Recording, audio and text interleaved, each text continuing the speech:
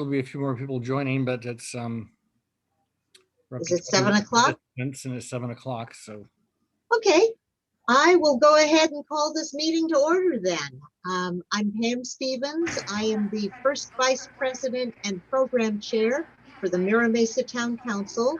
Barry Vaz, our president, regrets she can't be here tonight. She is busy doing people's taxes. She's working as a CPA with corporate tax clients. Jonathan Lee, our treasurer, is also absent for the same reason. He's a CPA doing taxes. We have other board members here tonight. Jeff Stevens, our Zoom host, is secretary. I see Kanchan Farkia has joined the meeting, and Danielle Austin, and let's see, Randy and Richie Ledwick, and Yvonne Negrin. And we have our main program speakers, Lisa Lindgren and Keegan. Keegan Cheleden, and we are off and ready to go. We usually start with an opportunity for first responders to speak. I have not made contact with any first responders. I sent a belated reminder email to our Fire Stations 38 and our San Diego Police Department liaison. So is there anybody in the meeting who is a first responder who is here to speak up front before we move on to our main program? Well, this is Nicole. I'm not a first responder, but I'm a chief deputy city attorney at the San Diego City Attorney's Office, and not on the first responder front, but I can report that jury trials are actually happening. So if you get a jury summons, I know everybody's really bated breath waiting for them. They're not being postponed. They're actually calling juries. So welcome to 2021. Okay, Nicole, thanks for sharing that. That's sure. Okay.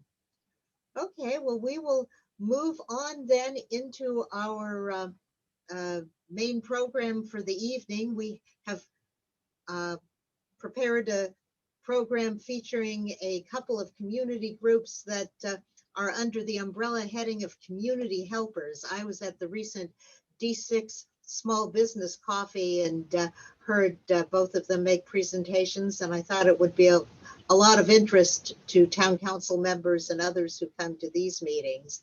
So without further ado, I'll go ahead and call on, let's see, does Keegan or does Lisa want to go first? Which one of you ladies? Take your pick.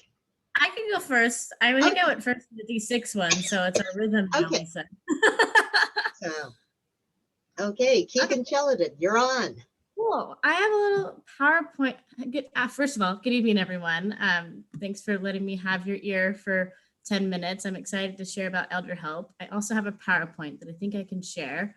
Can everybody see my screen?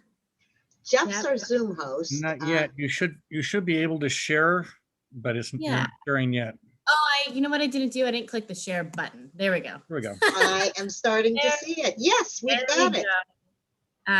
Give me 1 second. I'm gonna make sure I can see all of you because I have two monitors, which is exciting. So it's like I actually have an audience. I'm gonna present over here. So there's 1 second. I think I can do it. Okay, are we good? Yeah. Can everybody see the slides? Awesome. Okay. Well, again, happy evening. I hope your Mondays treated you well. I'm honored to be able to speak with you all today about Elderhelp's program, Home Share. Elderhelp is a nonprofit that for 46 years has advocated for San Diego's senior population, believing that helping seniors age with dignity in their homes creates a stronger, more vibrant community for citizens of all ages. Now, I just want to share a little story because I love sharing stories. So while I was in seminary getting a theology degree, I had the opportunity to live in a co-housing community in North Carolina. What is co-housing? It is when people who are not related decide to live together for a shared purpose. My living arrangement was with 7 other women in an 8-bedroom house, and 2 of those women lived with cognitive disabilities. And together we created an affordable housing opportunity for every member of our unit, and we laughed a lot while doing it. Down the road, another couple in their 60s opened their home to a woman in her 80s who no longer wanted to live alone after losing her husband. And as a result, she got to spend her final days with people she considered close friends, and pass away in a place she considered her home. She had the opportunity to not only live well, but age well. And I loved living in this community. I loved thinking about my home as a place to share life with others. And that sharing allowed us all to have a better quality of life. And this is a picture of the block at sunset that I got to live at. It was a really cool place. But anyway, it taught me that paying rent there wasn't just a transaction. It was also a transformation. And knowing that transformation is possible through Elderhelp's Home Share program is what makes me so excited to talk to you today. Elderhelp's Home Share program has been around for over 25 years. Much like the initial founding of the organization as a whole, Home Share came as a response to meet the needs of seniors in San Diego. The cost of living was rising so rapidly that seniors on a fixed income began to question if they could stay in their homes long term. So Elderhelp wondered what they could do to help. And that's when Home Share got its start. Home Share is a roommate matching service that requires each match has at least one person who is over the age of 60. That means our program is actually open to people of all ages, 18 and over. So some people don't realize that, but it is open to 18 and over in that regard. And we enroll seekers, those looking for housing, and providers, those with a room to share, through a similar process. Both parties are fully vetted after applying, needing to return 3 references along with a healthcare questionnaire. And we also require that our seekers and providers provide income verification. We interview candidates when we think we can create a potential match based on their preferences. To that end, seekers are added to our interest list, and as new providers are enrolled, we review the interest list for potential referrals. Once interviewed, all candidates undergo a background check, and if we have another candidate that matches their preferences, we refer them to meet. And we encourage them to do a trial period, because it's always nice to see if it works out before you fully commit. And if both parties enjoy the living arrangement, they complete an official match agreement and the match begins. So we have different types of match agreements. So the match agreement can be a rental or service exchange agreement. A rental agreement is purely rent-based, whereas a service exchange means that a seeker provides services to the provider in exchange for either a reduced rent or no rent at all. Services can include companionship, transportation, yard work, or meal prep, but the services cannot be hands-on care. We're not set up for that kind of work. We require that both parties are able to handle their what we call ADLs.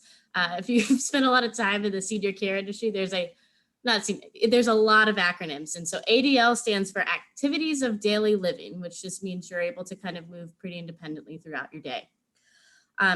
So with that, our longest match is going on 15 plus years, which is awesome. And our average match length, to be super specific, is 4.9 years, so 5 years. And most folks who are matched in our program can anticipate at least having a match length of a year. So we credit that great length to our extensive vetting process and our commitment to matching folks that have similar preferences. So as such, to be enrolled in our program can take a few months. So we like to remind everyone that we are not a rapid housing option. We are, however, a long-term solution. So given that we have contracts in certain areas, we require that providers live in specific areas. Currently, those areas are the city of San Diego, Mira Mesa is included in that, Poway, and most recently Vista as of December. The city of San Diego contract is the one that's been around the longest. It's our big kahuna. And Poway's been around for 10 years. That's how I met Pam, because I attend that for Poway. And in Vista, we actually just started up in December. So that's a new program, and we're looking forward to our expansion. However, our seekers can live anywhere in San Diego to participate if they're willing to relocate to one of these areas. So now it's great to know our process, but if you're like me, you want to know what that process produces.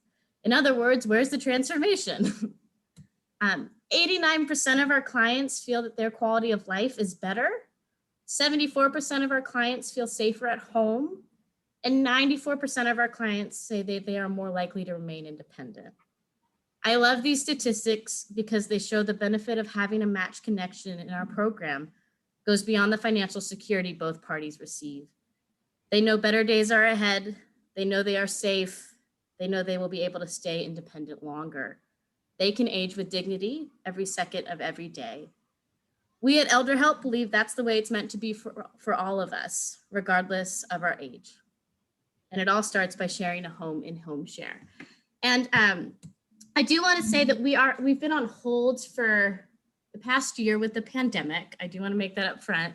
We are very much closer to opening up than we were a year ago, and we're hoping to reopen come this summer. We shut down because we work with such a vulnerable population that we're really trying to take our time in reopening. But that being said, if you know of anybody that's interested in being a provider, because we always have a surplus of seekers, the more providers we can get, the more matches we can create when we do open. So they're welcome to call us. They're welcome to call my number, which is here.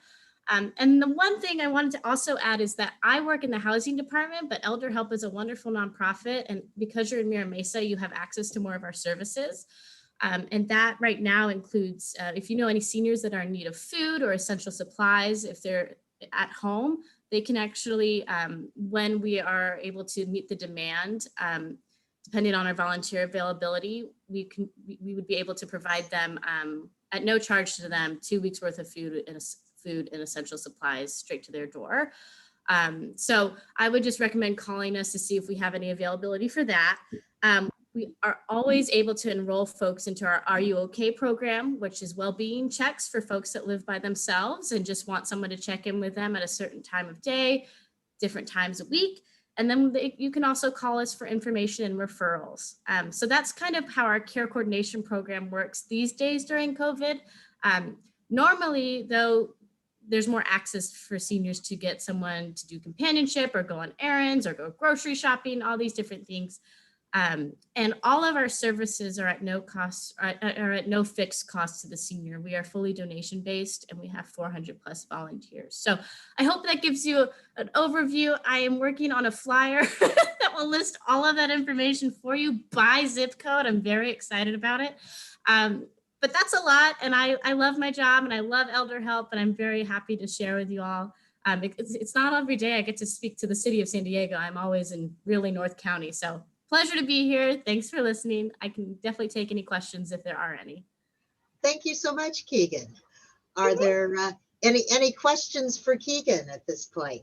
Keegan, it's Marv Miles. I'm involved with the Scripps Ranch and Mira Mesa RSVP, and I think we should probably talk because RSVP's been doing that for 26 years. So a lot of the "you are not alone" and things like that, but I think that might be a good fit. And of course with the senior center.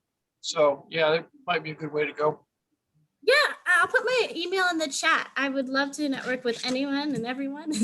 I love networking. So let me go ahead and put my email in the chat. Okay, thank you. Any other questions for Keegan? I have Debbie? a question. Yeah, I mean, how many shares have you facilitated? Your group? I have a flyer that has, I think it's over the time that we've been around, it's a lot. I want to say it's 900, but that's not a exact number. I have a flyer that has that number, so I'm going to pull it up. But we've done a lot in our 25 years. And as I said, they're a lot. And I mean, some of them are varying lengths, but you know, I'm most proud that we have a 15-year match. That's, at the end of the day, that's the goal. You know, because it's not just providing the ability for elders to age in place, it's also providing a solution to homelessness in San Diego, especially for seniors too. And so that's what I'm most proud of. But I definitely have a flyer. So I will put more statistics in the chat during Lisa's presentation so that I don't take Fabulous. I'll get you the exact numbers because I don't want to overquote. And I might have. Okay. Any other questions for Keegan before we move on to Lisa? So I've got a couple questions. Yes. So you said it's all donation based. Do you charge people anything for this, or is this all provided just by donations? It's provided by donations.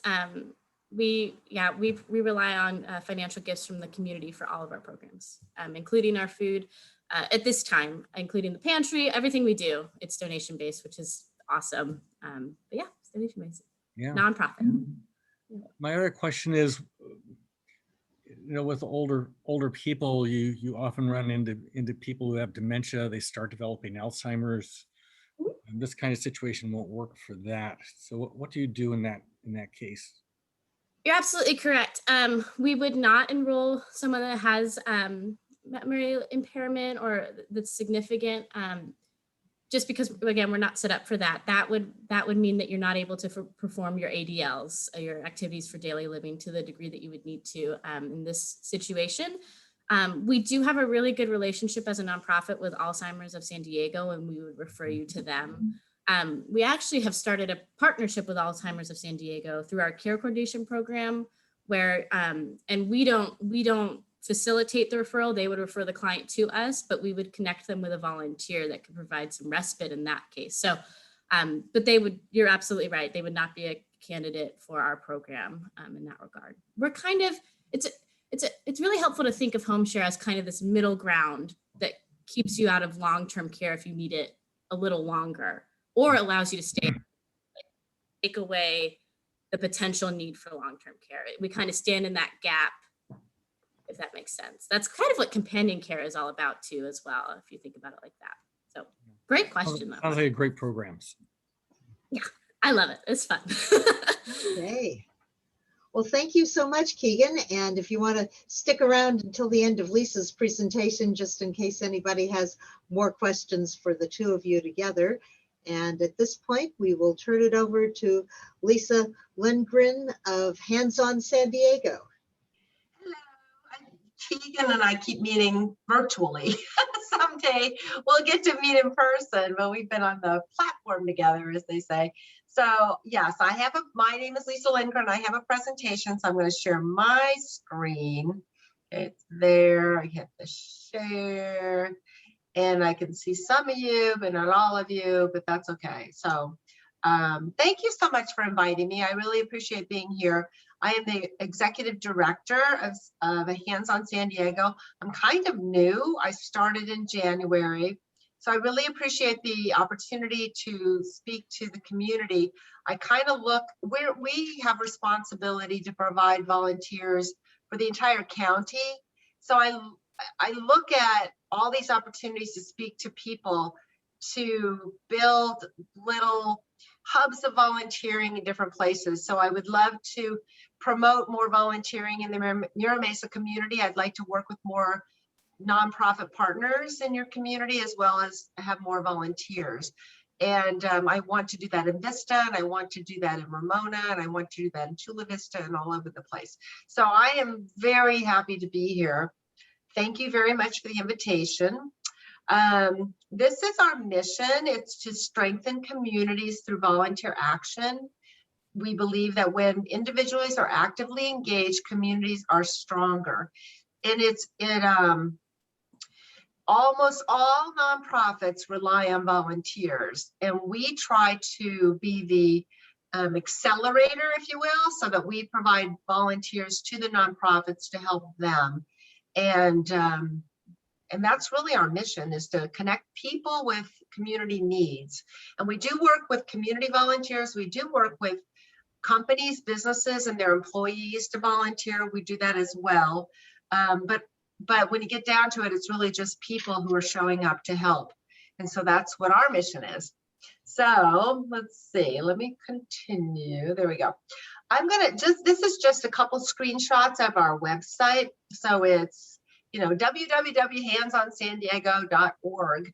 And this is kind of our homepage. And so we have sections set up, if you look along the top, for individuals who want to volunteer. And then we also, as I said, we accept companies that want to do volunteering, which is growing in society, where people who work for companies want to make a difference individually through their companies. So that's part of our business. And then for the nonprofits themselves, I am committed to not having to charge the nonprofits at all. So right now we provide a very valuable service to them without charging them anything. And so our business model requires on us getting money elsewhere. So anyway, this is our, when you come to Hands on San Diego, this is what you see. You can find an opportunity right in the middle, right there, if you want to find something specific. This is a look at our calendar, and this is how most individual volunteers would engage with us. So they can do a lot of searches. They can search on the type of thing they want to do, the type of volunteering. They can search on the geography, the day of the week, but this is just a look really at this week. So I took it earlier this afternoon, so you can see Monday, May 3rd is kind of yellowed out because by the time I took it, we'd already done a few things, but you can see the rest of the week. So we have multiple things going on every single day, and we're looking for volunteers who can come out to help. And with COVID, we've been somewhat restricted on what we can offer, especially as we bump back to the purple and then the red. Orange is better. We're going to open up for sure, but with restrictions, it was essential services that we could really offer. So if you look at this calendar, you see a lot of things that are labeled food, and I'll show you some examples of that. So food and clothing, some of the ecological things are available, but we're going to open up a lot more. But we have lots and lots and lots of ways for people and families to volunteer. So I'm going to talk to you about a couple of them. This is More Than Apples, and it's in the Escondido area, and you can see it's socially, physically distanced. We require all the nonprofits these days to maintain physical distance and masking requirements. We adhere to all of that, and they have to adhere to that as well. So what these people are doing is they're taking bulk produce and they're breaking it down into smaller packages that will end up in cartons of food that will be given to families that need them. Some of this produce is rejects, so it would not have ended up in your local bonds or anything like that, but it's perfectly fine. So this is More Than Apples. This is Porch Light. It's also a food thing. And as I said, like today, these days, we have a lot, essential services is mostly what we have, although it's starting to open up. So Porch Light, they provide food for people that have sensitivities. So they might be gluten intolerant, or they may be have issues with pesticides and they need organic food. And as we all know, if you're trying to buy organic food, you're going to Whole Foods, right? Versus the fresh, I don't know, Vons, it's going to be more expensive. So Porch Light really offers a unique service to people who really need it, who can't afford it. This is Porch Light, and this is Lucky Duck. This one, it serves our unsheltered population, so the homeless, and there's different ways you can actually sign up to actually be on this, go out and help give food, or this is more of a distribution center where the food is packed up, and you can see on the side of the box it says Youth Assistance Coalition. So this particular box is going to be given to them, and then they will distribute it. We're doing a lot of support and volunteers for food pantries and distribution centers for food, especially since the economy is not back quite for everybody yet. So this is Lucky Duck. Auntie Helen's is, so I talked about essential services, so food and clothing. Auntie Helen's is a thrift store, so they're allowed to be open. And the money they raise goes to other programs, but this is one of the ways they fund themselves. I didn't volunteer with Auntie Helen's, but it was another thrift store. That one was a little different. It was within the organization. You actually went downstairs, and the thrift store was really there for their clients. So I spent a few hours. I helped sort things and get them looking nice. And so those are the kinds of things you can do. Just show up and volunteer. Not everybody wants to show up yet, so we do have some virtual volunteering kinds of things that can be done. This is an example that supported St. Paul Senior Services, and we do many of these kinds of things where you can, in the safety of your home, if you're not comfortable going out, you can create cards, and then we help you deliver them so that they can be given to seniors. So for Valentine's Day is a great day to give cards, all the holidays, or just saying these are all hello neighbor and have a nice day, and just brightening their life. I wanted to share that we're doing I don't think I can go totally public with this, but with Elderhelp, so Keegan. So this is with a different part of their services, but we're working with a local corporation and they plan to have it. So one of the things that Elderhelp wanted to do is provide more entertainment for some of the seniors who are, isolated still. And so they wanted to provide more entertainment for them. So we have a local corporation that's running a talent show. So their employees are gonna like sing and do whatever they do for talent. We're putting it all together into like a video, and then the Elderhelp seniors will be the judges. So it's really, really nice. So I think everybody wins with that one. So that's just, I wanted to mention that. So through the pandemic, there's been also clean up your neighborhood kinds of things, other ways you can help without actually showing up. But I think we're opening up. So I'm excited that we'll probably pretty soon get back to other activities. The only one on this page that is COVID is, you can see the bottom right. I'm assuming you see what I see, but the bottom right, so that's a tennis. It's the youth tennis that happens at the Barnes Center in OB. I haven't heard that they're opening for sure, but I hope they do, and that would be this summer. And then right above that, and these are the things that are going to start opening soon, I believe. This is Cheleden Park. So this is Cheleden, clean up the park, clean up the trails. As you move into the middle, this is, I'm not exactly sure where this happened, but this is, they're planting trees. And so this also showcases that we do a lot of family-friendly things. So you can sign up as a family, or you can sign up as a team, and we can help you do things together. All the way to the top left, so that's a toy drive. This is pre-COVID. There are many pictures about this, and some of them, many of them were, they worked inside first, and they sorted, they got the supplies, and they broke them into smaller groups, and then outside what they're doing here is they're getting ready to pack up a U-Hauls that we rented for this project that we're going to then deliver them. I'm not sure we're going to go back to sorting the toys inside quite yet. We might, but there's a lot of things in our climate that we can do outdoors. And then the bottom left, that's actually a beach cleanup. That's actually Pacific Beach. I think they're just showing off some of the weird things that they found while they were cleaning up the beach. That's starting to happen. There's a big one at Fiesta Island this Saturday that I believe still has spots. So we're going to see more of these outdoorsy kinds of things where people can go individually or with groups to go do things. So it's kind of exciting. Our calendar is, I think, going to really blossom soon.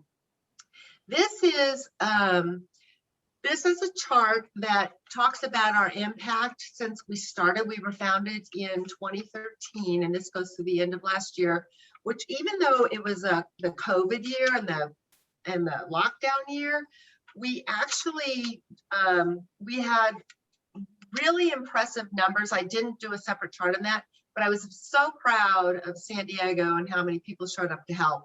And but this is looking at since we started in 2013, and you see the number of volunteers, and then you see how many hours were served through the end of last year, and the value. So this value comes from, I don't know if you see my mouse, I'm assuming you can. It's called the independent sector. They are themselves a nonprofit that collects data from all sorts of nonprofits. And then once a year, they do an assessment in, I've just gone blank on which university it is, but they work with the university to do a labor valuation. So then by state, they say, what is the value? So if those nonprofits that we helped last year, if they actually had to pay for that, what would they have to pay per hour? So you can see that this is actually data that's old. It's 3151. I have the latest information, which says that it went to, for California, it's by state, went to 3362 per hour. So the value of almost those 62,000 hours is actually it's like 2.1 million. So as a community, we've done amazing things. As I mentioned, have a desire to expand that. So people in Vista can support things in Vista. People in Mira Mesa can support things in Mira Mesa. And then we really build a community effort to address our community and really help as well as we can. I think this group gets the Mira Mesa newsletter. Somebody nod, is that true? Yes, no? I don't know.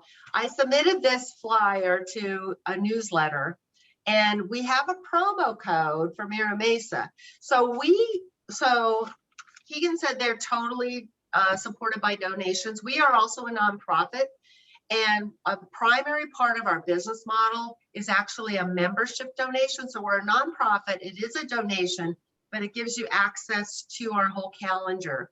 And an individual is only $25, and it's up for the whole forever. And a family is only $50. And then we do teams, and we're building a business program as well. That'll be more of an annual kinds of membership. But I put this promo code together. So the Mira Mesa community, if you got this promo code, you get it. And it's 40% off through the whole month. So if you wanted to sign up as an individual, instead of $25, it would be $15, which helps us help them. So think of, like I said, we're like an accelerator for the nonprofits. So by helping us, you help them provide this labor that otherwise they wouldn't have. I didn't do the math on the family, but I think it'd be $30. Instead of $50, it would be $30. And so I want to offer that. I wanted to make sure you all knew about this. You may see this flyer that we put together talking about the ways you can sign up yourself or with your family and use our calendar. And we take care of the tracking for you as well.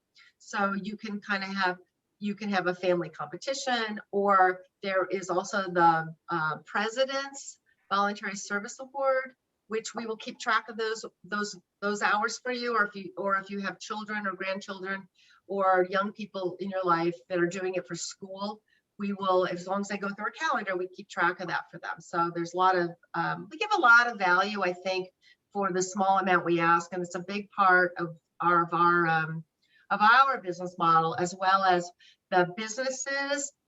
They also pay to help us, to work with us, and we do group events and then conventions and stuff that come in. But primarily our goal is to apply volunteers to our community, and we do that through our local community versus doing it necessarily through the conventions that come into town. It's great that they help us, but I really want to build up our local community base. So that's me, Lisa. This is our main contact numbers, all of those. You could contact me, you just put, instead of info, you put Lisa, L-I-S-A, and it'll come to me, and I welcome everybody to, reach out. I'm looking for more nonprofits. I would like to expand more, and I'm certainly looking for more people who will sign up and help. And I'm going to unshare at this point. So, although suddenly I've covered everything up. There we go. Everybody have that, I hope, and we can, I'm sure, get it to you later, but I'd like to unshare so I can answer questions. So I'm going to do that. Okay. Okay, thank you, Lisa. That is a lot of great information. I know, I just go. We appreciate it. Who has a question for Lisa? I do. Oh my gosh, I'm so excited about this program.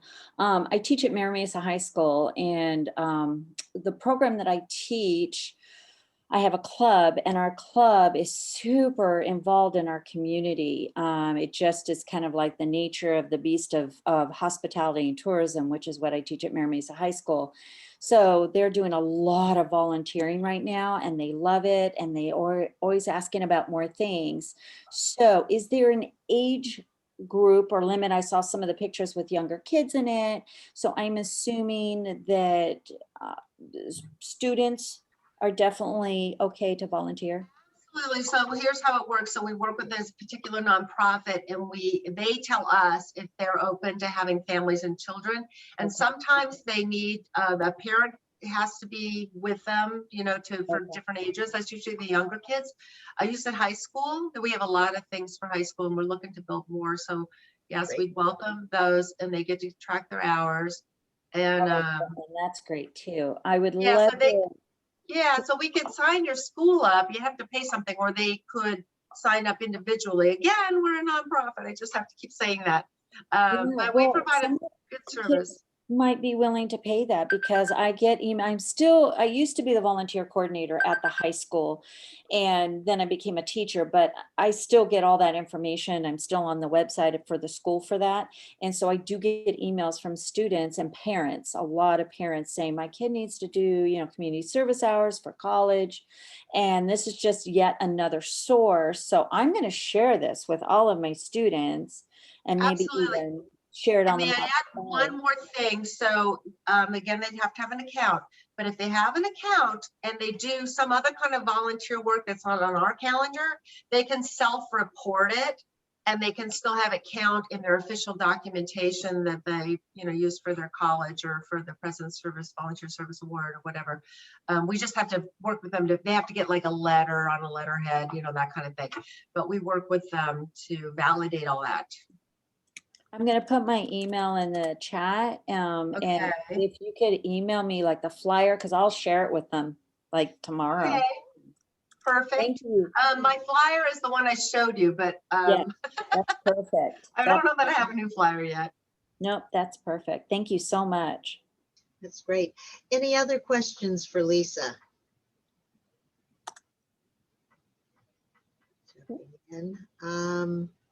Any other interaction questions? Let's see, I'm trying to think.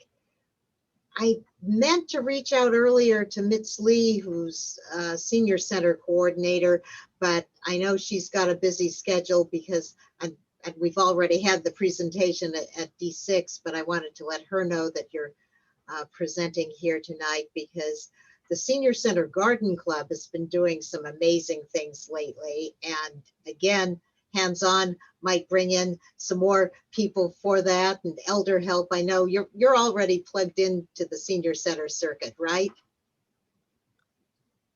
Good. Yeah, we're happy. Like I said, there's no charge for the nonprofit. They have to be a 501c3, and we have some, kind of quality, guidelines that they need to adhere to because we want to make sure that all of our volunteers have a good experience. So we do some due diligence so anybody who volunteers knows that they can, it's a legitimate deal. But we're happy to work. I want to work with more volunteers on our nonprofits, and I want to build up, like I said, community-based groups so that if you were to volunteer for their garden club or whatever it is, and maybe you're not part of member, but you'd like to just help out, that you could do it and you could go really quick. You don't have to go downtown or, anywhere. You could just go right there. So it's definitely one of my goals. Great. Okay. Thank you so much. Thank you both very much. I'm going to listen for a little while, see what you guys are up to. Please do. You're welcome to sit in and listen to the rest of the meeting, or if you need to leave, you can leave, but we will work more with both of you. I know this is very exciting. Great. Keegan, maybe I'll meet you in person someday. Oh, I look forward to that, Lisa. That's going to be fun. I look forward to meeting all of you in person. That'll be a great day. You know what? I'll plant the seed of a thought. I know we're not going to be doing a big 4th of July fun day like we traditionally do, but Mira Mesa Street Fair, maybe fall October 1st, Saturday, October 1st. Oh, that's fun. And it would be a wonderful place to meet up with you guys there. So that's the block of Camino Ruiz between Mira Mesa Boulevard and New Salem, and won't promise details yet because it's still a somewhat uncertain world, but by fall we'll see. Sounds good. The world could be different in 6 more months. Yes. 5. Okay. And actually that's a good time for me to move on to the next chunk of the meeting, or actually backtrack slightly since Barry's not here and I'm chairing the meeting. I forgot that the item number 3 on the agenda is for town council members to approve the minutes from the April meeting. So the minutes have been posted on the website. Is there a motion to approve the minutes? I'll make the motion, Pam. I think you can just accept them if there's no objection. Oh, okay. So I don't need to, okay. I haven't listened to how she's been doing it. If there is no objection, I will accept the minutes as posted. Sounds good. Okay. And then I'll move on behalf of Barry, I will give as a president's report the information that I know now that it's May, people are starting to ask about 4th of July.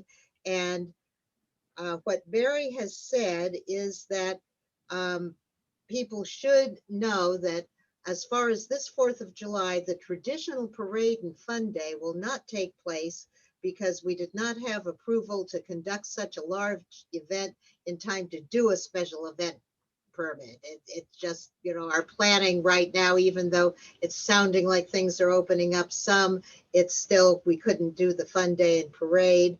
And the grant programs that normally fund the fun day and parade were canceled due to COVID. So that's what's going on as far as not doing a fun day. However, on behalf of Michael Spencer, who is the president of Scripps Mesa Fireworks, I'll read his report to you because he can't be here tonight. And let me switch my text threads. What Michael has said is that Scripps Mesa Fireworks is working with Mira Mesa Town Council, San Diego Unified School District, and Pyro Spectaculars towards making a fireworks show for 4th of July 2021 a reality.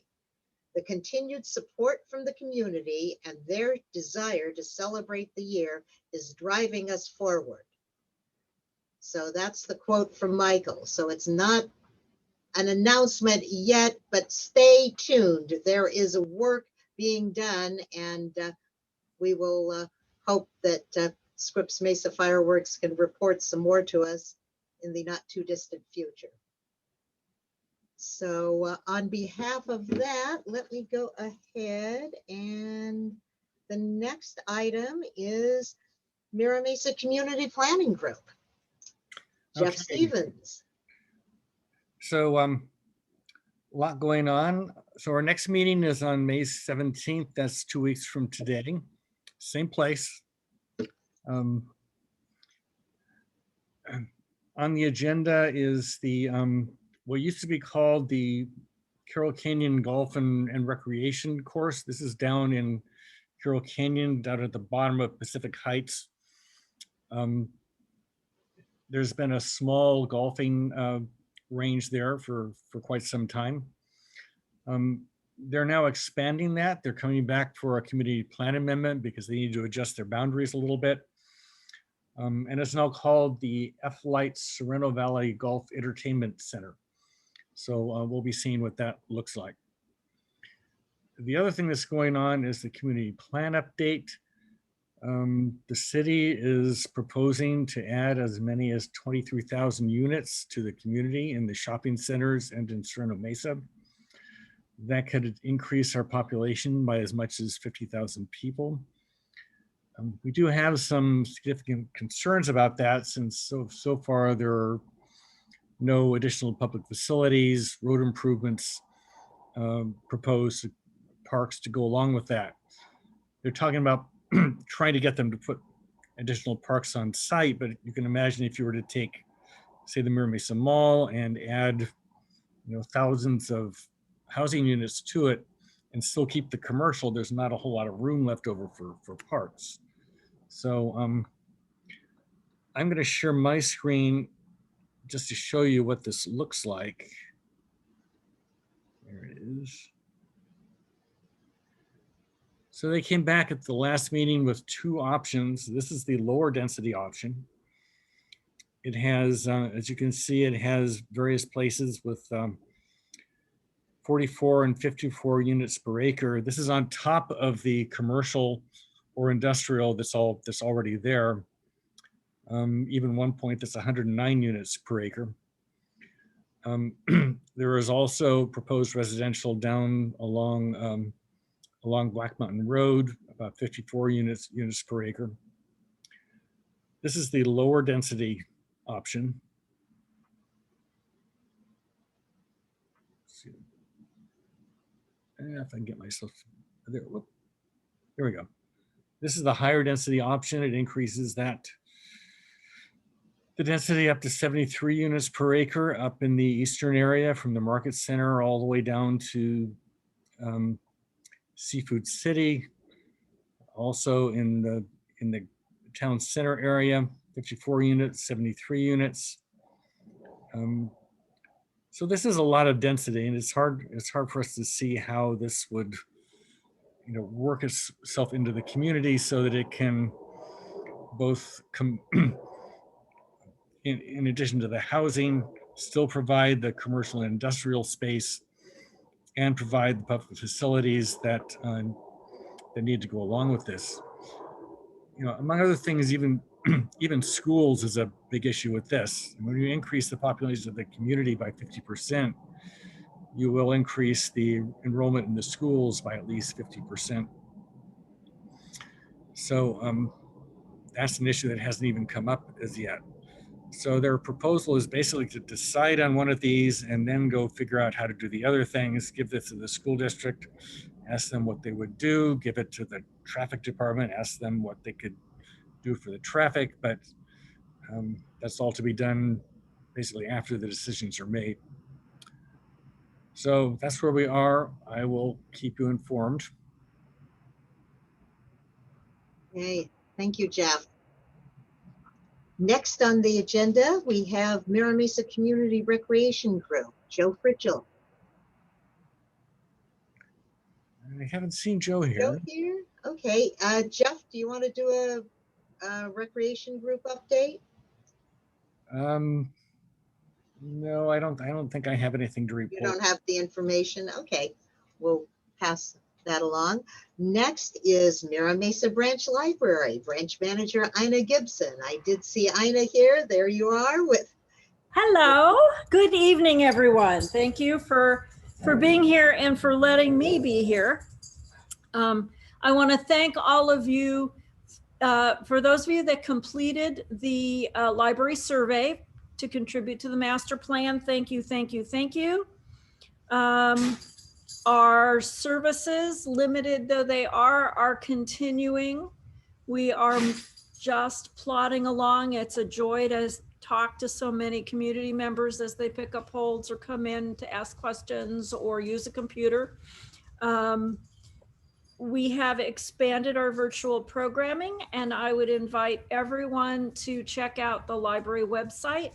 There is the Do Your Homework at the Library program that was limited to in-person 11 locations, is now virtual. So there is information on the website if you have a child who's going back to school, or if you have a child who is still learning virtually and needs a little bit of extra help with assignments or homework. I'd invite you to check out the website and make sure that you get your child the services that they need, the help that they need. Speaking of children, the summer reading program is probably going to be virtual again this summer. It starts June 1st.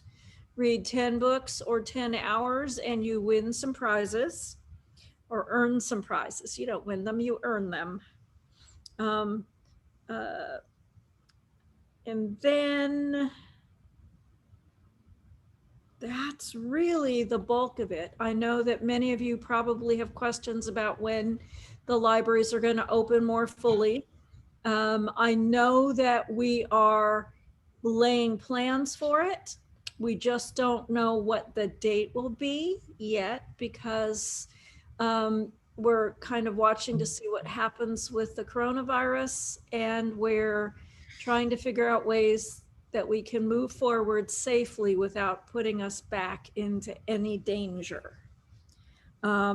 Thank you to our community for all the support you've given us and all the use. Like I said, it's a great joy to see so many of us, so many of the community members at the library, either picking up holds or calling us. Thank you, Ina. In fact, I'll put in my own 2 cents worth to follow up. One thing that the library is doing as a system this year is the second virtual how-to festival coming up in mid-May. And Last year, the first virtual how-to festival was only library staff members. This year, it's been opened up to members of the public who want to put together a virtual presentation, a video of something that you know how to do, whether it's cooking or a craft. I last year did how to cook an artichoke, and as a library staff member, which was a lot of fun to do. And this year I will be doing a virtual how-to talk on how to be or not to be on time. So watch for that. That's in the works. We also have at the Mira Mesa branch, our band book club is the book group that library sponsors, meets on Zoom. And this year the title is the One Book, One San Diego book by George Takei, his graphic novel autobiography, and they called us enemy, about the Japanese internment camp experience. And the library has some copies on hold for anybody who wants to walk in and check one out. So thanks, Ina. Okay, next is Wes Lundberg from Miramar College here.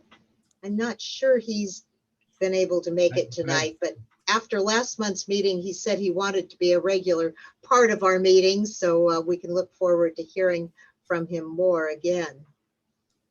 Given that, I think we'll move on to elected official reports. We will start with San Diego Unified School District Board Member Sabrina Bazo. Excellent. Okay, let's see. Hold on a second. Okay. Thank you so much, Pam. Good to see all of you. Let's see. I'm going to start. Hopefully I can share my screen with you. As you guys probably know, the San Diego Unified Schools started back on April 12th in varying degrees, depending on where you were in the district. So we had anywhere between 40% of students back in school versus up to like 95% in some parts of the district. In University City, we had close to 90% students going back. If you go down more southeastern San Diego, where the COVID rates are higher and there's more concern, the numbers were a little bit lower, around 40%. Mira Mesa averaged about 70% students going back. And it presented some, at the beginning, you know, trying to figure out how many students in a classroom, because as you know, there was a certain amount of space between desks and all that kind of stuff. So the middle school and the high school were at first going 2 days a week. All the grade schools, I think in Mira Mesa, were 4 days a week starting right out. So they had the option of going 2 days or 4 days. And so now I believe that Challenger, Wagenheim, and Mira Mesa High School are all up to 4 days, along with the elementary schools, which is great news. And let me see. I just have a few slides. It's not anything too crazy, but I just wanted to share with you because kind of exciting. There we go. So this was at Mason Elementary. I was there the first day of school with Acting Superintendent Lamont Jackson. And because I'm a brand new school board member, it was especially exciting just to be on a campus with the kids, which is like the most fun. That's the reason, you know, you do this job. And this is Principal Jesse Harrison. And I love the PTA did a great job with the balloons. And I'm going to be visiting other campuses as well, but this was my first one to go to in Mira Mesa. And then there's, if you know Lamont Jackson, he's very hands-on. He's making friends with the kids. He's got his Mason mask on there. And then that's Pat Crowder. She's the interim area superintendent, the principal, and then another staff member. And then if you haven't been in a classroom, these are the dividers on the right, what it looks like. And now not all the classrooms are using that. At first we thought that we were going to have those in all the classrooms. But then it ended up that we did not have to have that. As you can see, all the students have headphones on so that they're in sync with the students that are online virtually. So yeah, so that they can all kind of communicate together. And it's really impressive how the teachers are really able to switch from, you know, focusing on the kids in class to the kids on the screen. And, you know, it's just a constant back and forth, and they're doing a really great job with that. And then this is just at Mira Mesa High School. This is the new music building, and if you haven't seen it, it's incredible. This was like, I think just a few days into them being there. On the left, that's Matt Mulvaney. And again, they are, playing, but they're also have students at home that they're virtually, playing with, I guess you might say. And then the band, of course, was there as well. And then I ordered a Mira Mesa Marauders mask, which was pretty cool. So I was excited to be able to wear that. And then that's Jeff Saban's principal and me at the stadium, because it's just a lot of weeds and stuff have been growing in. And I'm like, okay, Jeff, we need to get rid of these weeds, especially around our nice engraved, these are engraved bricks that people have purchased. Yeah, for the, that as part of our Mira Mesa Foundation, we put the fundraiser into place. So yeah, that's really it as terms of my visuals for, I was also able to visit some schools in Claremont and in University City. So it's been really exciting. I'm sure Jennifer can probably add to that, how it's been, hopefully for you, Jennifer, a good experience overall, having all the kids back and, having some of that face-to-face. It's very interesting. Yes, it is. It's very interesting. Yeah. Like you said, yeah, balancing between the Zoom and the It is. live and that whole I've thing. got like 10 kids in front of me, and then I Yes. realize, oh yeah, that's right. I've got like 20 more on my computer. So trying to give them both attention so no one feels left out, and the ones in class are cooking and the other ones don't get to cook, but I let them compete at home at the same time. Is just, yeah. Yeah, so I mean, I commend that you guys are doing an awesome job trying to balance all that. And the plan is right now for the fall that we are going to be back to all face-to-face class. So that's what we're talking about at this point. I also wanted to add that, yes, I did confirm in talking with Michael Spencer, right, the 4th of July committee chair, that yes, we're very excited to get the school district on board with the fireworks show. They're always a little leery about the fireworks because it's a big liability to have it on the Mira Mesa High School campus, because they're worried about something catching on fire. But Lamont Jackson, who is our acting superintendent, was a Mira Mesa resident. He knows the whole situation. So I basically give him all credit for pushing that through and getting that permit for us. So at least we can have our fireworks back, which is very exciting. And the next area that we're starting to focus on right now is the summer school programs, which is also going to be very interesting. We've received a lot of additional funding, both from state and federal, funding through the CARES Act and other types of funding to provide a really comprehensive summer school program, all the way from kindergarten all the way up to high school levels, including college level classes that they're going to be, trying to provide, especially to upper level high schoolers. And what that's going to look like, okay, I don't know, there's still a lot of details being worked out, but in the morning time, the students at the various campuses where the summer school, like for in Mira Mesa, there'll be, I believe, like 3 elementary schools, 3 to 4, and then 1 middle school, and then of course the high school where the students can attend. So instead of it just focusing on students that are not doing well in school, they want to open it up to any students that want to attend summer school, just to help with some of that learning loss, and give the students a little bit more opportunity to have that, be in the classroom and to have over the summer, so that they can continue maintaining, their efforts, academic efforts, so they're not losing as much, I guess, going into the fall. And then in the afternoon, they're going to be having a series of different types of programs across the city, and they're going to be partnering with the San Diego Foundation. So it's going to be all kinds of summer enrichment programs. Again, I don't know a lot of the details. It's all being worked out, and it's a huge undertaking, but it's very exciting. And all the details will be available very soon on that. And as far as graduation, I don't know if you're all familiar, but we are going to be having the graduations at Petco Park. So they're going to be offering for each high school, they're going to have their time for graduation, and students are allowed up to 4 people to attend for their family and friends. And so, for example, Mira Mesa will have its, however many hours at Petco Park, and then they'll leave, and then it'll be University City, and then they'll leave, and it'll be Madison.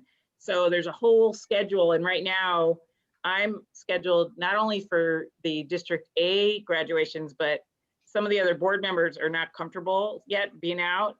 So I'm going to I have 6 graduations I'm going to so far. I'm covering some in Claremont area, some for, I believe, Beiser's district as well. But I'm excited because I'm the new board member. So I'm like, yeah, I'll go to whatever graduation you want. So I think the one day there's 4 at Petco Park, and I'm covering all of them. So yeah, I'm just like, I'm the new eager beaver. So, so yeah, I'm excited. I'm actually excited because that's a really good way to interface with parents. I mean, when do you see most parents is at graduation, right? So I think that's kind of it in a nutshell right now, unless you guys have any other questions for me. And I'll put my email in the chat as usual. And thanks for having me. Thank you, Sabrina. That's great. We do have a little bit of time. Does anybody have any questions for Sabrina before we move on to the next report? Okay, well, thank you much. Next up is, I don't think Bernie Reinerson of the San Diego Community College District Board is here, or is he? Is Bernie here anywhere, Jeff? No, he's not. And so then next up is for City Council Member Chris Kate, District 6, Luis Polera. Hey, Pam, can you hear me? Yes. Hey, a couple of quick things. I'm not sure if you saw on KUSI this morning. Our office just released a memorandum regarding recommendations to do improvements for our city's small business enhancement and storefront improvement program. So we were over at the Somi location in Mira Mesa, working with them to help promote the program, and hopefully we can make some recommended changes to our economic development department to increase loan opportunities and grant opportunities for our small businesses. And that website, that memo is actually posted on our website and on our Facebook page, if you'd like to take a look at that as well. As you may know, that this week is the city's budget meeting, and I did want to put a bug in the town council's ear. I think, not sure if many of you remember from last year when we had a lot of Mira Mesa residents calling about Gold Coast, but we may need to have that one more time, depending on when the next public meeting is. Jeff, I'll probably be coordinating with you on that of Okay. when that next date will be, but that it seems like we'll have to have that one more time to get this across the finish line. So stay tuned for that information. Hopefully it'll be in the next couple of weeks, but definitely want to get this done. And as you know, I've been waiting on this, and so as the council member, for a long time. So hopefully we can get that community support to get this thing done and get that street repaved finally. Okay. So Thank you, Luis. if I can ask Luis a question. Yeah, questions for Luis.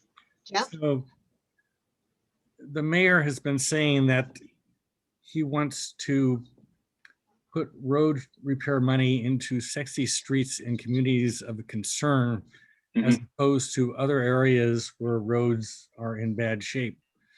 What do you think of that? And what will that do to us? I mean, we're not a wealthy community, but we're not what's usually considered a community of concern either.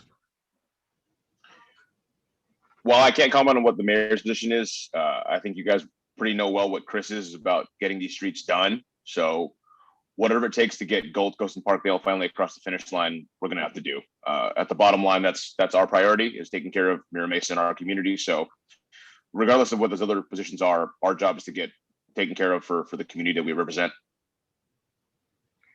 Right, but Chris is 1 vote out of 9. I mean, what's the feeling among the other? I mean, do the other city council members feel differently, or? I don't know about that part of it. I haven't talked to any other staffs about this, but I know that the council member has spoken and told the mayor directly this is a priority. I'm sure this came up before at the Meet the Mayor event. So we've told their administration that this is our #1 thing to get done for Mira Mesa, to get this street finally paved after all this time.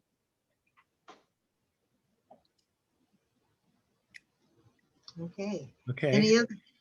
Any other questions for Louise? I'll echo my support that I think Mira Mesa has the need for some sexy streets too. So we can. We agree on that one, that's for sure, Pam. Yeah, good. Okay, the next report that we've got on the schedule is for County Supervisor Tara Lawson Reamer, District 3, Evelyn Andrade. Hello, everybody. Can you all hear me? Yes. Good to see you all again. For those of you who I haven't met, I'm Evelyn Andrade. I use she, her pronouns, and I'm a policy advisor for Supervisor Tara Lawson Reamer. I do have just a few quick updates for you all. Regarding COVID, everybody age 16 and up is now eligible to receive the vaccine. So please, please get vaccinated.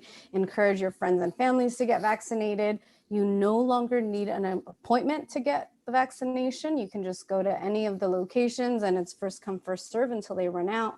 If you do prefer to schedule an appointment, we do encourage you to go to vaccinationssuperstationsd.com, and I will be putting that link in the chat. Secondly, the supervisor is taking action to protect the environment and our quality of life. She's partnering with Supervisors Fletcher and Vargas on some new policies to champion sustainability within the county in honor of Earth Day, and we are hoping to have all your support. Earlier this year, Tara won unanimous support on proposals to address the climate crisis, including making San Diego the largest county in the country to commit to zero carbon by 2035. And these policies are going to build on that work. The first, as part of our Earth Day package, is in partnership with Chair Fletcher. We are asking for the creation of a comprehensive native plants landscaping policy for the region so that we can do better to protect our biodiversity for future generations. Also with Chair Fletcher, we're asking for an assessment of the county's organizational structure to ensure that the county is structured in a way that centers sustainability from top to bottom. Lastly, with Supervisor Vargas, Supervisor Lawson Reamer is asking for every single department in the county to develop and implement a sustainability plan. If you are interested in supporting any of those policies, I will put a link in the chat with instructions to call into the meeting this Wednesday, or also submit an e-comment in advance of the meeting. We would really appreciate your support on these issues. They're really important to the supervisor, to our environment, to our future. And we'd love to have your support. Definitely always have more information to share on what's going on in the county. So please do consider signing up for our email list. I'll put that link in the chat as well, along with my email and phone number. So please feel free to reach out if you have any questions. Appreciate you all having me and happy to answer any questions now as well. Can you, Evelyn, it's Marv Miles. Can I jump in for a second? Go for it. What is our Tara's policy in regard to this upcoming moratorium on rental properties and evictions? And I know that's very serious for a lot of communities, such as Mira Mesa and other areas. So can you tell me what her viewpoint is on supporting or not supporting that? Well, the supervisor wants to protect our renters and certainly doesn't want people to be getting evicted during this time, but she does have some concerns about the policy. We've gotten a lot of outreach from many community members asking her not to support the moratorium. What she plans to do is offer some amendments that she thinks will address some of the concerns that are being brought forth by the community. And so we are hoping that those amendments will be accepted at tomorrow's meeting and will hopefully address those concerns. She's also brought forth another policy at tomorrow's meeting as well to provide some more support for our landlords or small landlords that, not corporate landlords that have many, many properties, but are small landlords who do need relief and more support. So definitely look at that item as well for tomorrow. We'd love to have your support on that. She's doing everything she can to support our landlords as well. Well, that's what I am. I'm a small business owner and I have some rental properties, but bottom line comes out to is that, it's a terrible situation, but I have bills to pay like everybody else. And so if tenants choose not to pay rent, even if they have the money, and that is a rampant situation, not for me personally, but it is in the industry. So I'm very concerned that she would not support common sense for small business owners, and we pay taxes too. So Nope, she definitely does. And Marvin, let me look quickly at what item number it is, and I'll put it in the chat as well. We'd love to have your support on that. all right, thank you. Thank you. Hey, Anyone else? Can you send me your report? Thank you. Will do. Thanks, Jeff. okay, looks like the next item on speaker on the agenda for Mayor Todd Gloria would be Michaela Volk. She can't be here tonight, so she emailed a report. And Jeff, I have the email in as a Word document on my screen, so I thought I would share that since it's a little lengthy, and I'll read the highlights into the record for this. So to share this screen, I'm a newbie at screen sharing. I've got it highlighted and I'm clicking share screen, and then I need to share. Where is it? There we go. There we go. Can you see that? Yes. Excellent. Okay. So the highlights of the report from Michaela Volk are, since she can't attend tonight, she wanted to thank everyone who went to the District 6 Meet Your Mayor event, and there's a link for a video of the town hall for anybody who missed it and wants to catch up what happened. She also had the information about COVID-19 vaccines, that the city is still administering vaccines at the city station in Balboa Park, and I believe there are a couple of other locations. There's a link for information about that. Rental relief, housing stability program, information for people who need help with applications for it. And then information about the city budget. And as was previously mentioned, there are some street repairs in the city budget, but again, echoing Mira Mesa's concern is interest in street repairs here in this area. The proposed budget also has a lot of good things. It centers on the Back to Work San Diego plan that Mayor Gloria developed during his campaign. It focuses on services. One thing I would like to find out a little bit more about myself is this summer. Let's see, where is that mentioned here? Excuse me. Let's see. Protects core services and jobs, has the street repair, investments for serving homelessness. Okay, the bullet point, equipping San Diegans for a better tomorrow, new Summer for All of Us programs, $500,000 to enhance summer library youth programming. And I don't know much about that, but that would be worth finding out more about. Tackling climate change, addressing the deficit. San Diego faced an expected budget deficit for the upcoming fiscal year.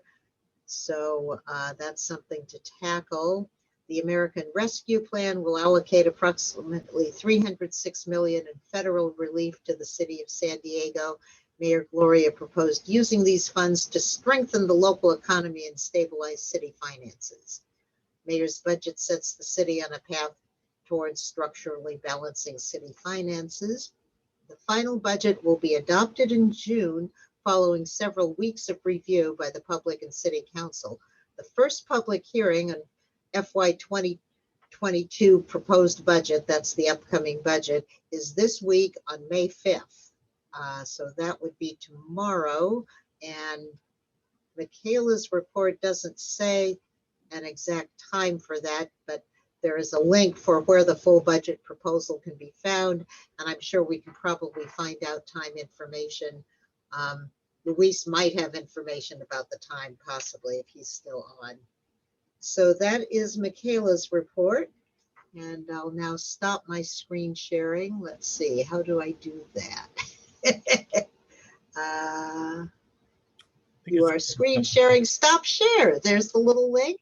So I've now stopped sharing and I'm just back in the gallery for Zoom here now. So The next item on the agenda is Rob Knudsen here for Brian Mainshot.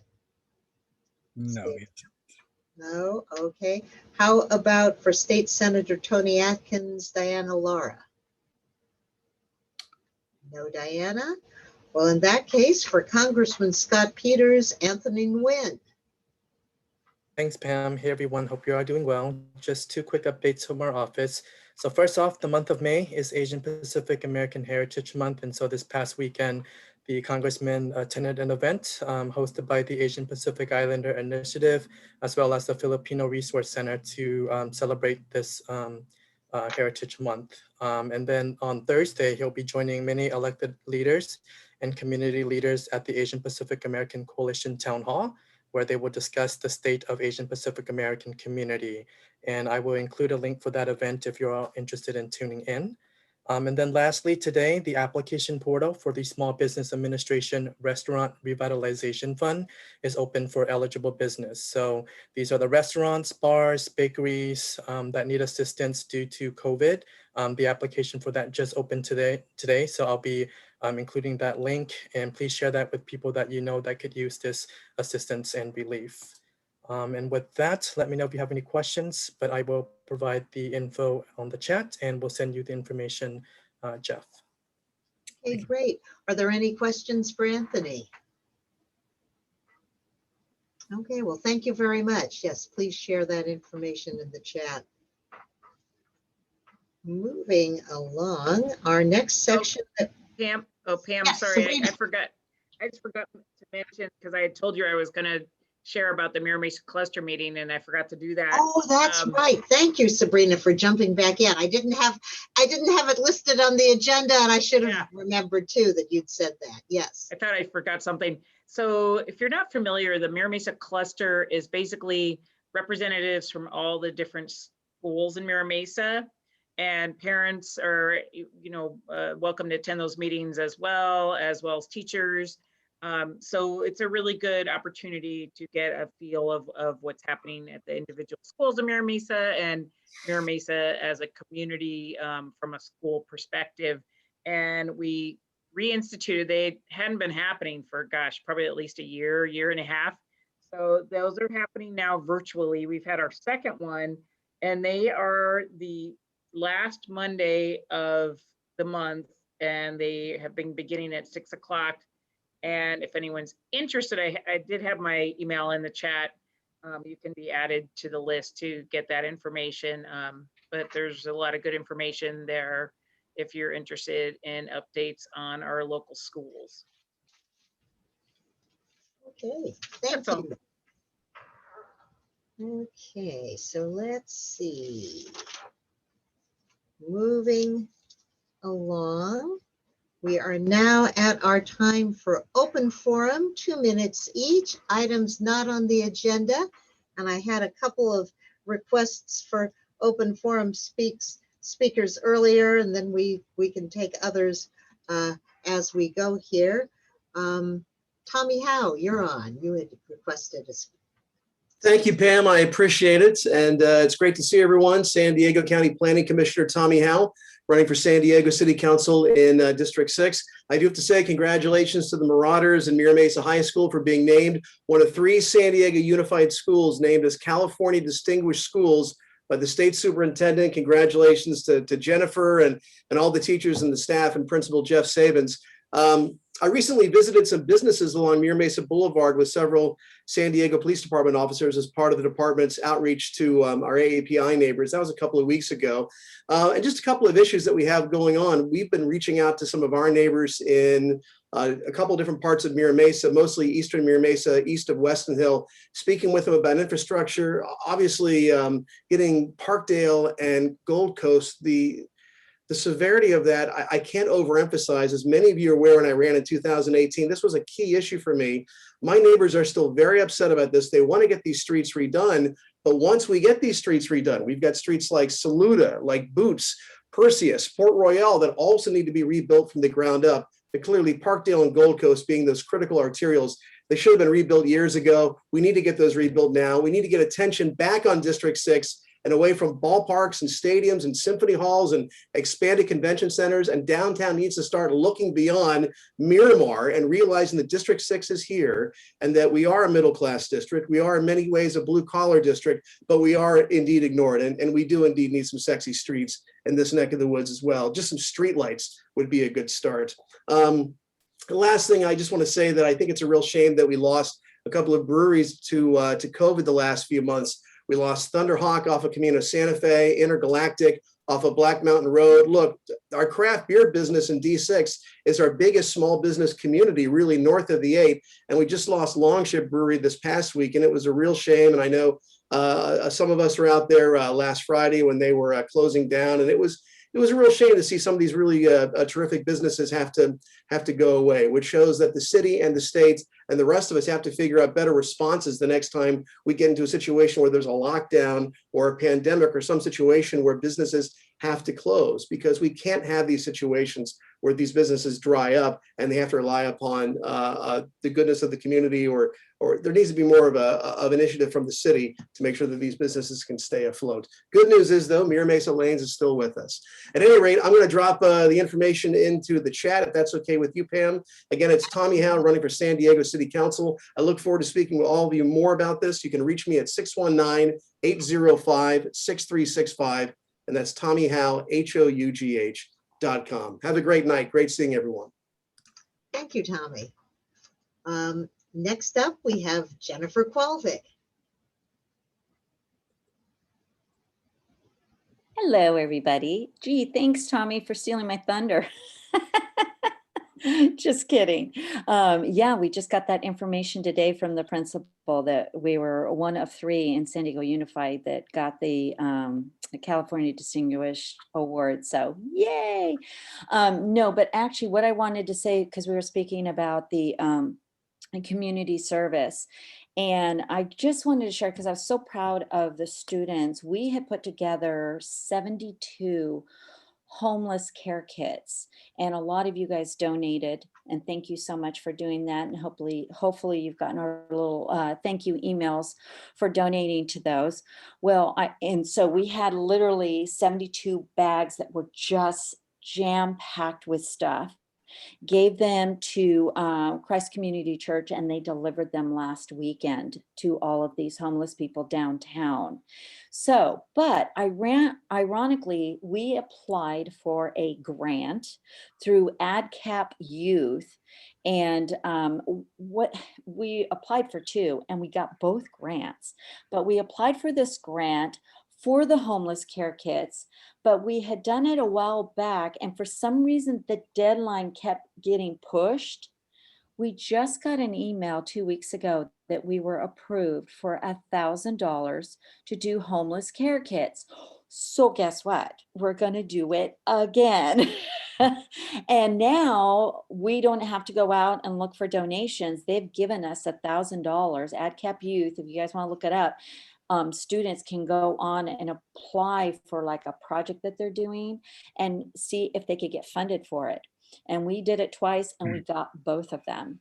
So anyways, we're going to get $1,000 check. We're going to do it again. We're going to, probably do some more downtown.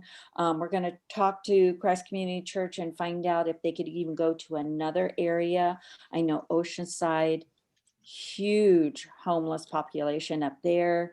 Would love to be able to take some of our things up there. So just wanted to kind of share that with you. And then the other thing was, I think I shared with you guys that we were going to do an adopt a succulent garden, and that was going to benefit the Environmental Center of San Diego.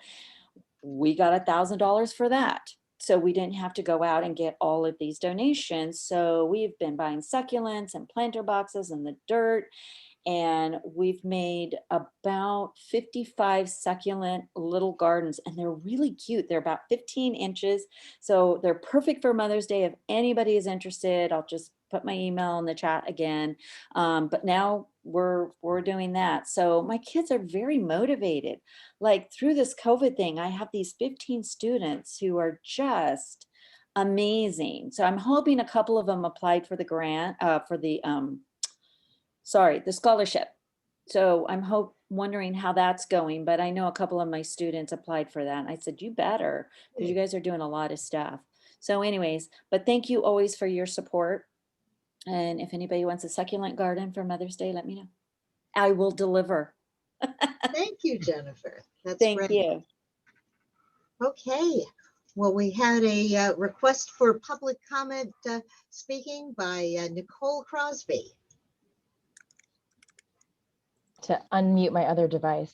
So hello, everyone. I'm Nicole Crosby. I'm new here. I'm a resident of Claremont, and I'm proud to announce that I am running for San Diego City Council District 6. And it's really important to say that before a group of people who, like me, are really working hard to make our community better and safer and stronger. And I'm going to leverage my experience as a chief deputy city attorney to do just this. You know, I'm running to lead change because bureaucracy, this bureaucratic machine, it easily stagnates. And we see this in all of our communities and with infrastructure, with projects, with quite frankly, everything, you know, along with creating a safer, vibrant city that my daughter, who was, you know, made a cameo earlier today, you know, could appreciate in all of our children, you know, the young ones and the old ones who we have in our community that we can continue to call home. You know, urban revitalization, we were talking about this, you know, now, but we've been talking about it for 15 years. You know, we need to follow through on plans and promises for access to housing, whether it's affordable, whether it's, you know, less than affordable, but we need public transportation. We need in the heart of the city, it continues to grow and our current infrastructure just cannot sustain it. We're barely able to sustain it now, you know, and we need to activate that change to see it happen. And I know how, you know, it takes a lot to get to people to the table to push it forward. And sometimes you have to be the not cooperator in order to do that. And that's important. And in order to do that, you need to, you know, set your budget efficiency and your priorities, you know, where you place your money, you know, it's where you place your values, you know, our parks, our clean water, clean beaches, and, you know, a more robust social service support from the county, because, you know, we can't do this alone because that's not part of our infrastructure. You know, and the government services, you know, the government, it exists so we can wake up and go about our business. We can wake up and hopefully send our kids to safe schools. We can wake up and go for a walk in our neighborhood and feel safe and not get hit by cars and, you know, have light so we don't trip on things. But, you know, I currently utilize tools that aren't being used to help the homeless with mental health issues and help them get service when they can't get them themselves, because we can have housing, but not everybody knows how to adapt when, you know, housing is presented to them. You know, it takes a lot more support and people have been shying away from that type of work. So it's just the beginning, and I will put all of my information in the chat. And so please check out NicoleForSanDiego.com. But as an aside, I will also include my work information. So if you have San Diego city attorney, crime, nuisance property questions about that type of topic, you can also reach out to me for those questions. So I'll put those in, you know, separate chats so you can compartmentalize them. But I'm happy to be here as a resource for you all. And thank you for your time. Thank you, Nicole. Okay, next up we have Kent Lee. Thanks, Pam. Evening, everyone. Good to see everyone again. I think as many of you know, my name is Kent Lee, and I'm running for San Diego City Council to also represent District 6. And I'm running to build a stronger, more compassionate, more inclusive San Diego. My wife and I have called Mira Mesa our home for about 15 years now. And we have our 2 young kids. They're 1 and they're 3 at the moment. And this has been the community that we called home because this is the community where I've dedicated my life and my career, both professionally and as a volunteer. Some of you might recall that I am the executive director of Pacific Arts Movement. We just completed our 10th San Diego Asian Film Festival Spring Showcase. During our main festival in the fall, we've often had the Edwards here in Mira Mesa as one of our venues. We're hoping they will be back and ready in case we get an opportunity to be there again. You might have also known that I've been on the ground here in a couple of ways. For years, I led the Boy Scouts partnership with Vulcan Geology to bring Geology Day here in Mira Mesa. I've also had the pleasure of serving on the founding team of the D6 Night Market, which is another event I think we hope to bring back. Worked in that first year alongside Barry and others. I've served on the Mira Mesa Community Planning Group for over 8 years, and I'm currently the founder and co-chair of the San Diego Asian Pacific Islander Coalition, which has been answering the call against hate and racism impacting our API communities. I'm really running at the urge of the community, and I believe that representation is important, especially in a community that is as diverse as District 6 and especially Mira Mesa. And so I'm just excited to share that since we've launched, we've had a ton of momentum and support, really excited to build a broad coalition of support, including members from this town council and others along the way, and really hoping that that will lead to helping to represent this community. So I will leave my information in the chat for those who are interested as well. You can find me at kentlee4sd.com. And thanks, we'll see you at one of the meetings that are coming up soon. Anyway, thank you. Thank you, Kent. Okay, let's see, back to my agenda. Where did my agenda go? Here it is. Are there any other open forum speakers before we move on to our closing reports? Want to make sure everybody has a chance to say something since we're doing okay in time. Okay, then we will move on to our closing Mira Mesa Town Council Committee reports. I think first up, any Banner District news? Jennifer? Shaking your head no? So sorry. No, not really. I know Chris Cate's office is going to be putting up some banners here pretty soon in July for Asian Heritage Month. So be kind of looking for those. It's nice to have a little change up there. So nothing too new. Thank you much. I forgot, Jennifer, it's Marv Miles. Congratulations. Or I should say, happy teachers. Thank Significance weekend. What is this? You get a week off? What? I wish that would Yeah. be amazing. And actually, Saturday, ironically, was Principal's Day. So, and it was on a Saturday, but I sent Jeff a little thing anyways, just saying, hey, happy Principal's Day. But he's been sending the staff emails and trying to make us feel special and very important. So he's been very, very gracious to us. So. Well, don't forget me if you're going to do that community garden at the high school. So I'm glad to help. So. Thank you. I appreciate it always. Okay. Okay, well, moving on to Scholarship Committee. I don't see Eric Kolbeck, our Scholarship Committee Chair here, but I can report on his behalf. To answer your question, Jennifer, yes, we do have scholarship applicants, which is great. And although today was the announced deadline, that's, you know, it would not be rejected if another scholarship application came in tomorrow. We're at the stage where we need to get them in, because when the committee meets to make its official decision, then we'll be done. But I will let my student know. In fact, she's the president of our club and she is amazing. And I got my letter into her, but you know what? Sometimes the students are at the mercy of a teacher getting the letter of recommendation in. And she was texting me last night in a panic. Oh, bless her. The other person she asked did not send in the letter yet. And I was like, she's like, I don't want to bug him, but you know, I was like, bug them. Bug them, because we are down to the wire, but it is not too late yet. So okay, I'll let her know. Thank you.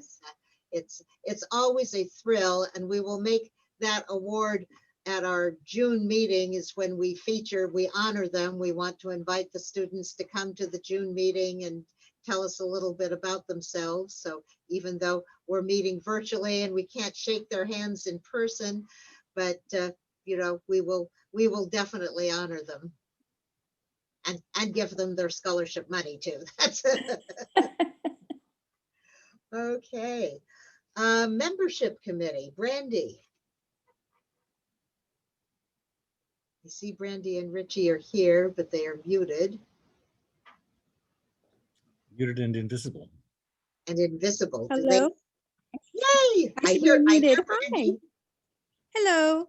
I want to remind our members that we have an annual July 1st through June 30th membership year. However, the board has decided that we are going to extend our roster expiration dates through 2022. If you're not sure if you're on our current roster, you can email me at membership@miramesatowncouncil.org to double check. So next month in June, we will not be asking for renewals. So please do not send in renewals for your current roster membership. Thank you, Brandy. That's good news. So, okay. And it's a great time for anybody new to be recruited to town council membership. So all of you who are feeling happy that you don't have to pay to renew a membership, go find a new member for us. Help the group grow. And okay, well, I believe we have actually gotten to the end of our agenda a little bit early. Is there anything else, any other last minute things before we adjourn that anybody else has to share? I will call this meeting adjourned. Thank you all. Bye.